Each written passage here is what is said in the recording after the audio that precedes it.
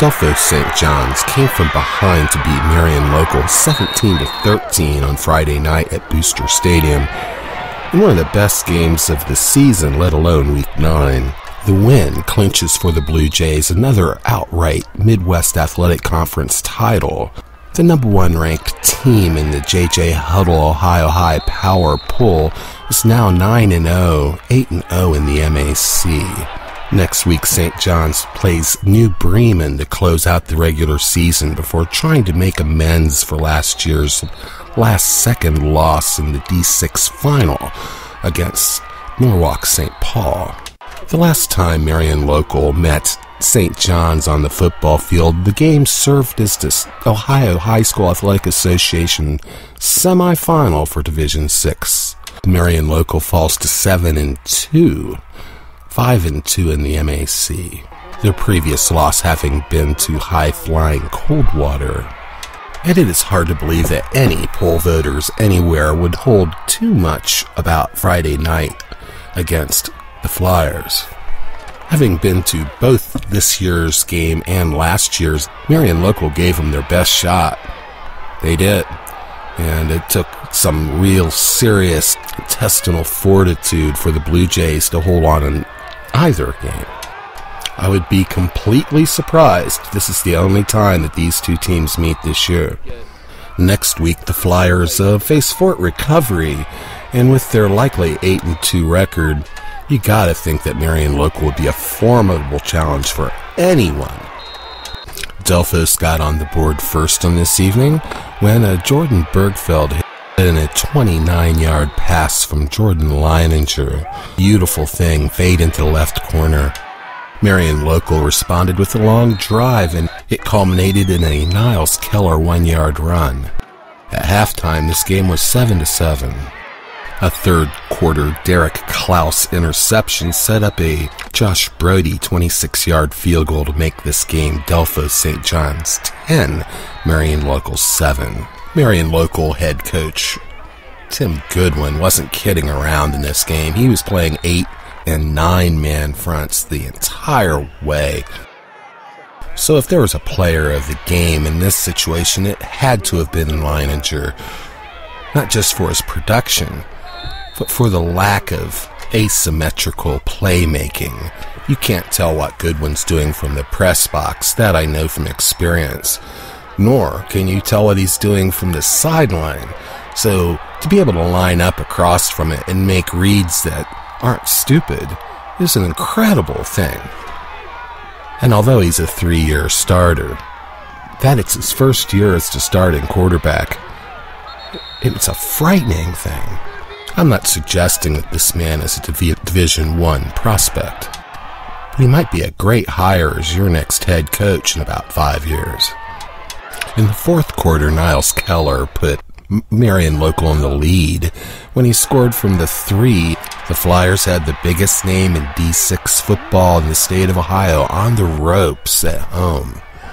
But it wasn't meant to be. The Blue Jays went on a 12-play 80-yard drive, decided the Midwest Athletic Conference Championship for 2010. There was nothing sneaky about it. Everybody knew what was coming, and they did it. By it, I mean they took Mr. Goodwin up on his challenge and put it in the air. Previously, it had been ineffective, but he completed 3 of 4 for 47 yards on the drive, including a game-winning 27-yard touchdown pass to tie Bergfeld. Just as on virtually every other down in the game, the Bergfelds were both in man-to-man coverage. There was no safety net, and this night, a slant pattern became a post pattern, and this game ended. But what a thrill it was. If ever asked to admit or deny if I was at this game, I would admit it with joy in my heart. And I'm kind of up to you pretending you were there, so you just go right ahead.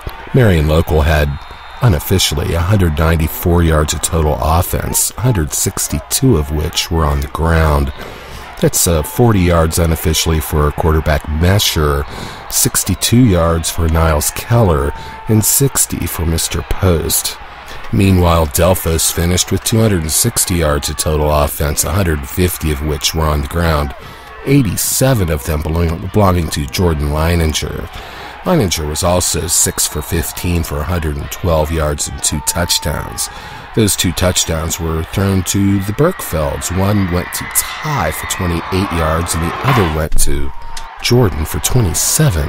Evan Burguy had 45 yards. As for the Blue Jays' Chris Pullman, the MVP podcast would be hesitant to even guess how many tackles he had in this game. We're figuring it's closer to, say, 20 than it is to 10.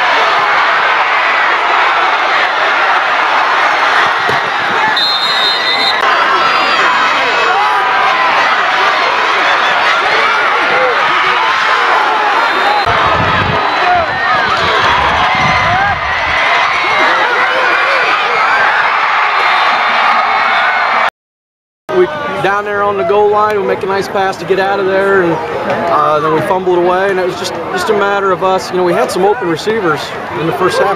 We didn't connect with those guys, and if we could have done that, maybe they might have backed somebody out of there. But we weren't as efficient as we needed to when we were throwing the ball. So yeah, if I'm them too, I'm going to stick everybody in there until we start completing passes, which you did able to do. Drive, right? Yes.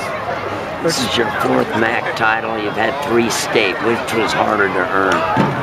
You saw it right here tonight. You saw it right here tonight. I mean, these are wars between us and Marion Local. They're hard fought. The kids are classy out there, and they just knock the snot out of each other between the whistles, help each other out. They come back, line up line scrimmage, and they do it again. Yeah, it's frustrating, when we can stop them for most of the game. It's like the same old song. They got kids over there that make plays. And we had chances and we didn't do it. Defensively, I'm saying, on that drive. Right. I mean, our kids played hard. I'm proud of them. They really bounced back from last week. As bad as we looked the second half of last week, we bounced back, had a good week of practice, and I'm proud of our kids. I really am. I was digging deep that last drive. If anybody had any ideas, we would have taken them. But we wanted to win the league. We've only done it a couple times since I've been here, and we had a chance tonight. So I don't know what he's at. Same thing. You're here to win.